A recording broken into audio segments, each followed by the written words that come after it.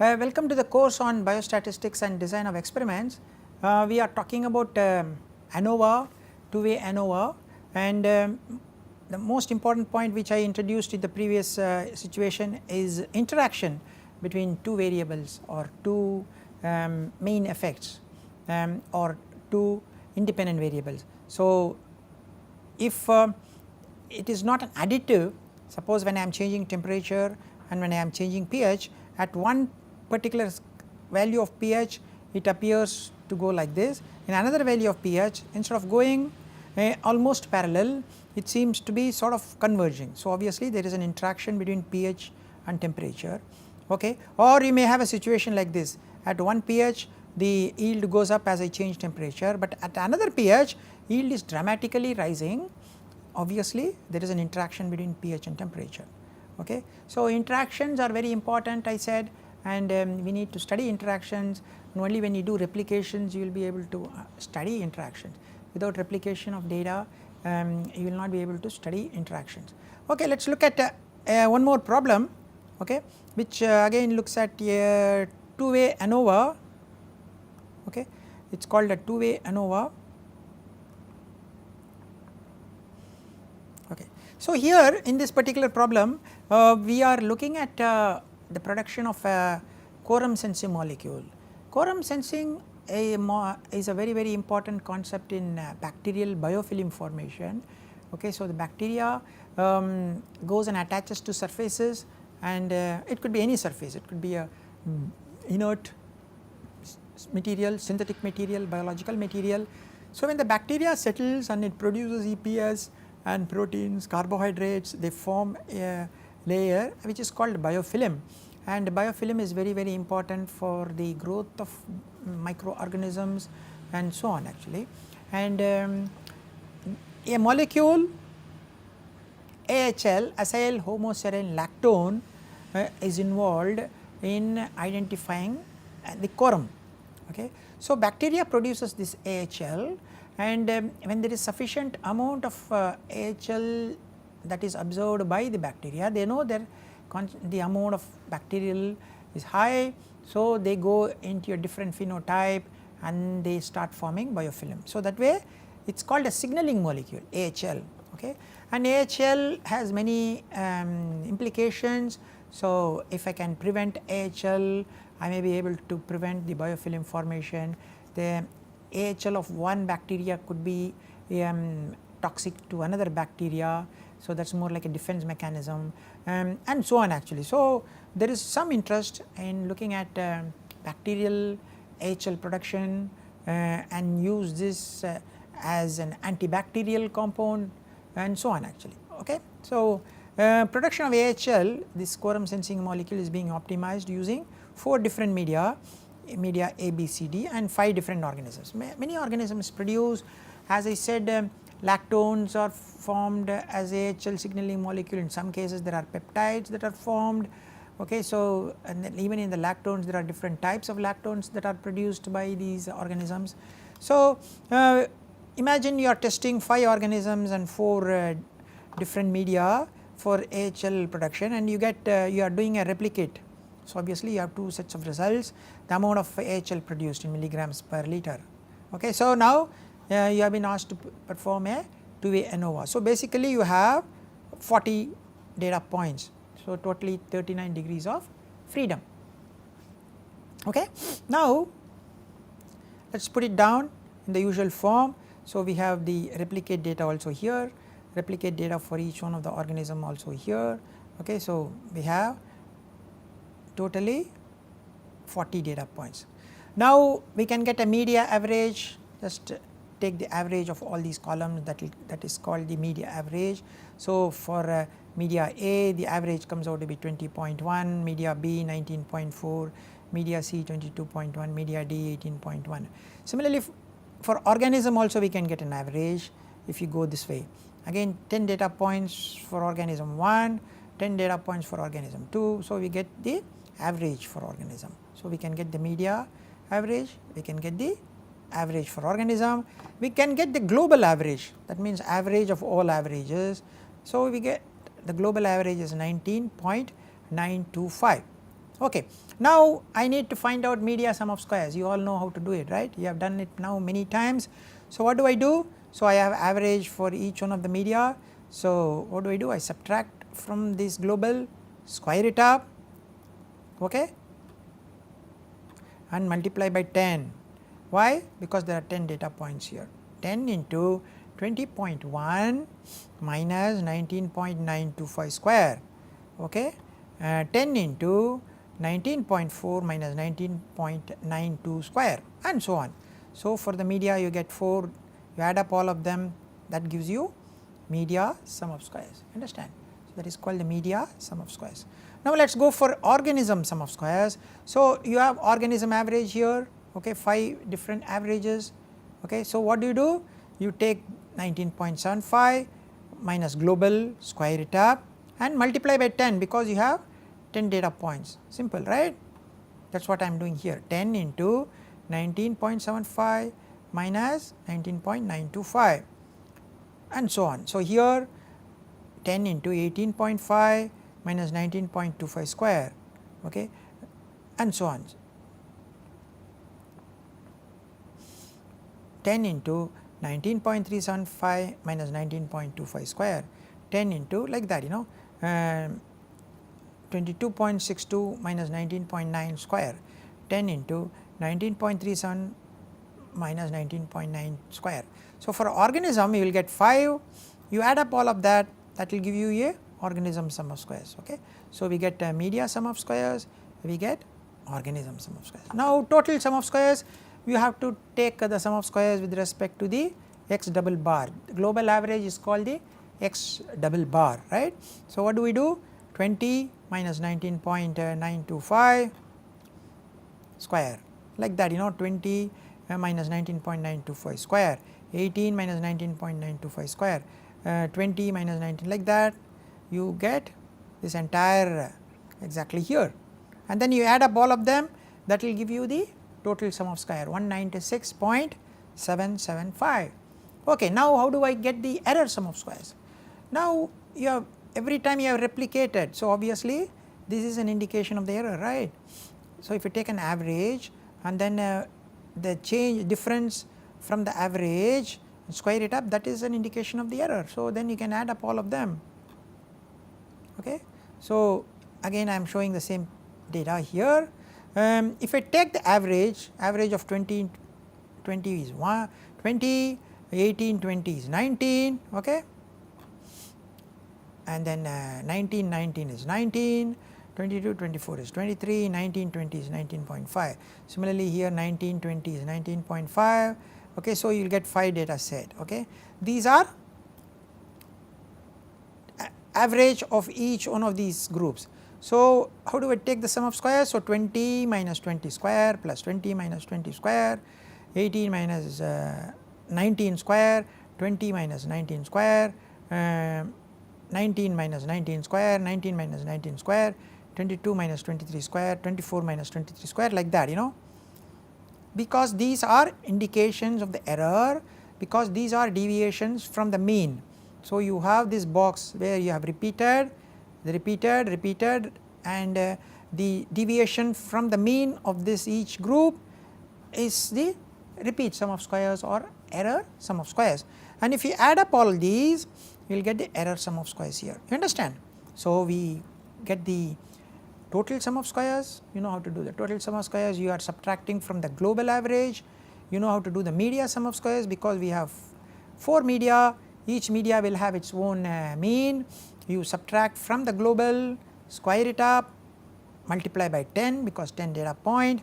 Now media sum of squares, organism sum of squares, for each of the organism you get an average, in this case there are 5 organism.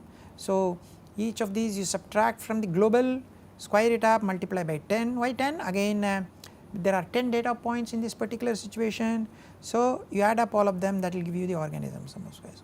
Total sum of squares, you subtract each one of the term with the global average, square it up, then add whole lot. Okay, now how do you get the repeat? You have done it twice, each experiment is done twice. Obviously there is an average, and the difference between the average and individual value square is a measure of variance of that particular box, understand. I will call this a box, each one is a box, okay, each one is a box here. Now you add up all of them, that will give you the error sum of squares.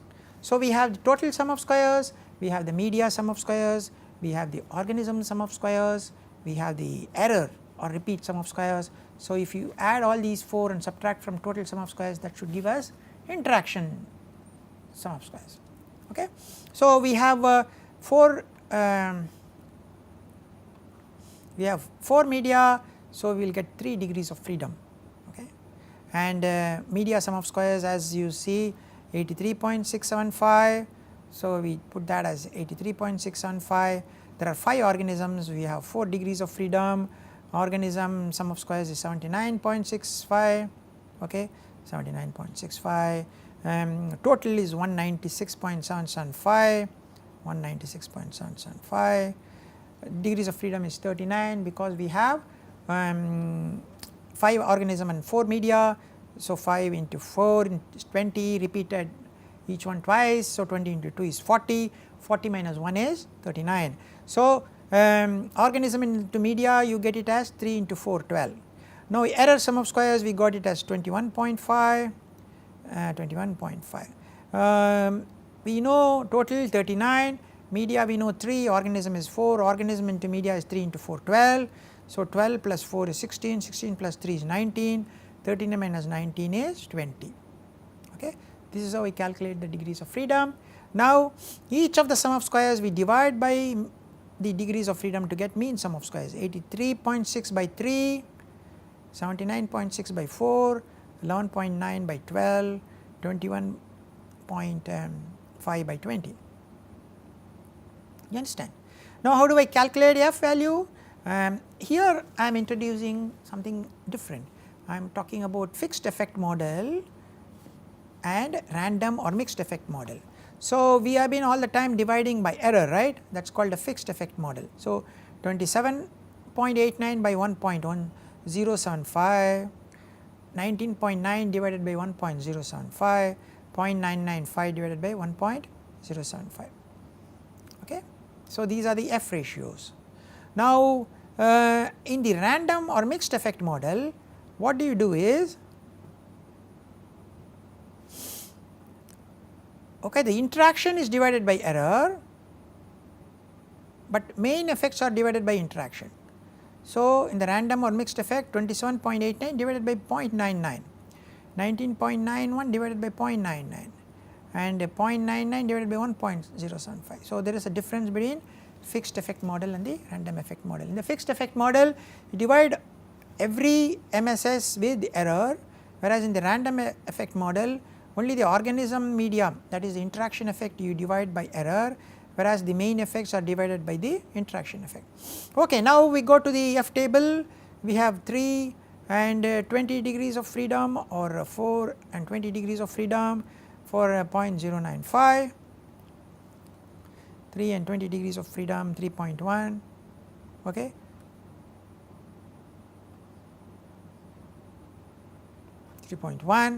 Okay, 4 and 20 degrees of freedom, 4 and 20 degrees of freedom is 2.87, okay, 2.87, or even 12 into 20 degrees of freedom. Next page, 12 into 20 degrees of freedom is 2.828.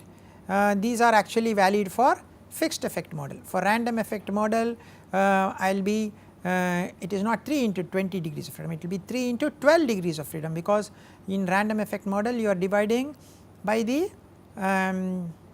interaction.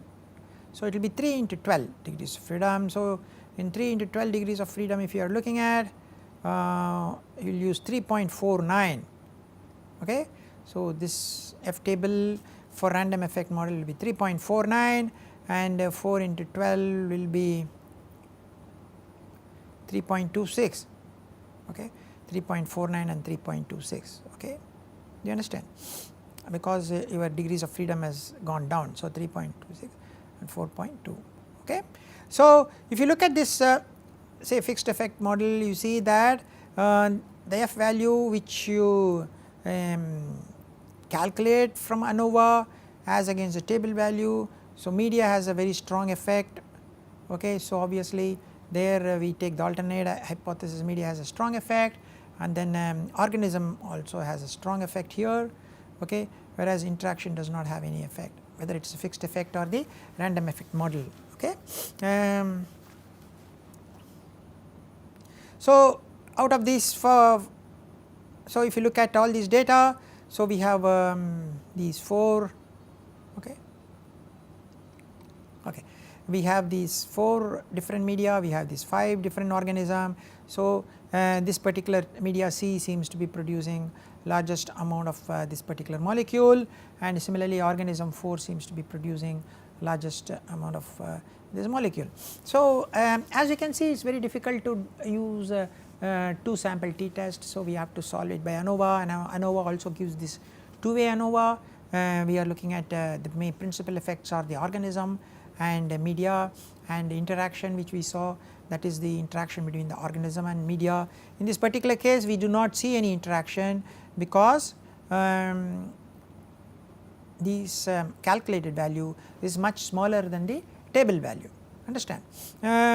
So, if you plot all these data, you see that different media, different organism 1, 2, 3, 4, 5. So, they are almost like parallel, you know.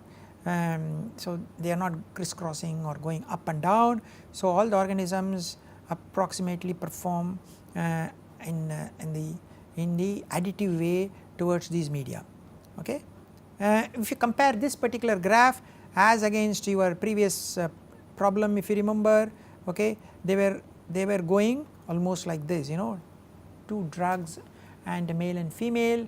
THZ is performing like this, whereas your metformin was performing like this. So, metformin was performing much higher effect on female when compared to on the male.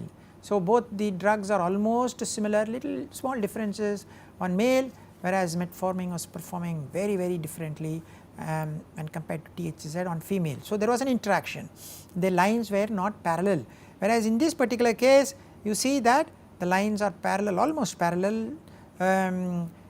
This is the organism 1, 2, 3, 4, 5, and these are the different media, as you can see here, different media. So, the effects are additive between the media and the organism, and it is not a nonlinear type of dependence or an interaction type of dependence. Okay.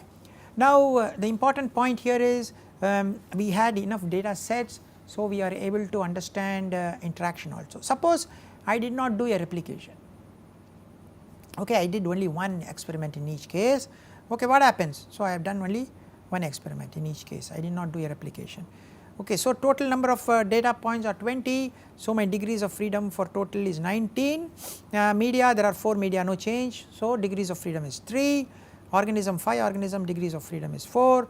So, if I want to study organism into media, 4 into 3 12. So, 12 plus 4 is 16, 3, error becomes degrees of freedom of 0. That means I cannot understand error. Okay. So, the interaction should be called as error, then it becomes easy for me to calculate F value. So, do you understand? So, interaction gets mixed up with error, or interaction gets confounded with error. I am introducing a new term called confounding. So, interaction becomes confounded with error. So, we cannot separate out error and interaction, that is media and organism, because we do not have. If I take the interaction as 12 degrees of freedom, that is 3 into 4, error becomes 0 because you do not have enough degrees of freedom, or you call this error, then you cannot study the interaction. Okay. Say either you call this error, then you cannot study interaction because you have only 19 degrees of freedom. Okay. So, if you repeat the whole lot, then like in the previous case I showed you, okay, if you repeat the whole, what we have? We have 40 data points. So, obviously your total is 39, media remains same 3, organism remains same 4, organism into media interaction becomes 12. So, obviously error 12 plus 4 is 16 plus 3 19, 39 minus 19 is 20, you understand. So, this problem also shows you the importance of replicating the experiment. If you do not replicate, it is not possible for you to look at interaction effects. Okay. So, you need to always replicate your data so that you can study the interaction effect also, otherwise interaction effect gets confounded into error. You will not have a sufficient degrees of freedom to perform these type of calculations, and that becomes a big problem actually. So, we cannot talk about interactions at all. Okay. So, we looked at different types of ANOVA so far. We looked at one way ANOVA, then we looked at two way ANOVA, two way ANOVA with replication, without replication, then we looked at two way ANOVA with the interaction, that means the principal effects are getting non-linearly associated with each other. It is not a simple additive type of relationship, but it is a non-linear relationship. That is called an interaction effect. In some cases the interaction could be positive, that means x1 x2 could be positive, in some cases x1 x2 could be negative also, both the possibilities are there, and that is where interaction plays a very important role. If you want to really find out effects for interaction, generally what do we do? If we have the effect principal effect 1 certain degrees of freedom df1, principal effect 2 certain degrees of freedom df2, the interaction effect will be df1 into df2. Okay. So, when I am calculating the error degrees of freedom by subtracting all these degrees of freedom from the total, I should have at least 1 or 2 degrees of 1 degree of freedom for error, then only I can do a f calculation, because the sum of squares of error, mean sum of squares of error comes in the denominator. So, I should have some number, and if I want to calculate mean sum of squares for error, obviously I should have some degrees of freedom, at least 1 degree of freedom, otherwise it is not possible to calculate mean sum of squares for error. So, replication is a must. I should have enough data points so that I get degrees of freedom for each one of these terms. Okay. And that is why I showed, if I am doing it twice, each of the experiment, I get sufficient degrees of freedom for error, whereas if I am doing only once, then obviously I am in big trouble. I am not able to get any degrees of freedom for error, as I am showing here actually. Okay, in this, as show it in this particular example. So, obviously replication plays a very important role, and another thing is the higher the number of degrees of freedom for error, because when you calculate the mean sum of squares of error, you are dividing by the degrees of freedom. So, the mean sum of squares of error becomes very small. Okay. So, when that number becomes very small, that goes into the denominator when you are calculating f ratio. So, obviously the f values become very large. If the f values become very large with respect to the table value, then we can say that there is a statistically significant difference. That means we will be able to reject null hypothesis. If your degrees of freedom for error is very small, because it comes in the denominator for mean sum of squares for error, that term becomes large, and again that comes in the denominator when you calculate f. So, your f values become small. So, obviously those f values will be smaller than the table f value. That means you will not have any reason for rejecting the null hypothesis. So, you will not be able to see effects of various factors, whether it is drugs or whether it is fermentation pH or fermentation temperature or carbon amount and so on, if your degrees of freedom for error is not sufficiently large, or if you have too much of variations when you do a replicate experiment. So, in these two situations you will not be able to see effect of various factors or effect of various independent variables. Okay. So, you need to keep these points in mind. So, when I am doing a replication, I should be very sure that the variances or errors involved are small, and when as many replications are always good, because my degrees of freedom increases, that means my degrees of freedom for error increases, that means mean sum of squares for error decreases, that means my f values will increase, and definitely it will be much higher than my table value. Okay. Okay, thank you very much. So, we will continue in the next class of further concepts about the biostatistics. Thank you for your time. Thank you.